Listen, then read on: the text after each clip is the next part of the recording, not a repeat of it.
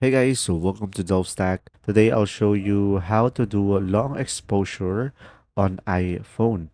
So to do this process guys, first thing is just simply go ahead and open up your camera.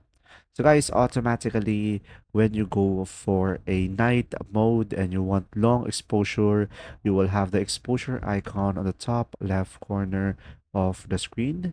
And from here guys, as you can see, when you go to a darker room, automatically it will have a numbers. Currently I have 1 seconds. Now guys, if you want to expand it or do long exposure, you can just simply select the exposure icon at the bottom.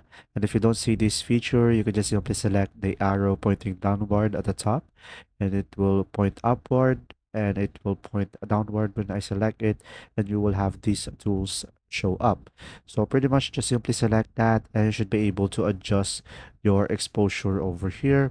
As you can see, so the darker it is, the more exposure that you will have. And pretty much that's all you can do with this feature.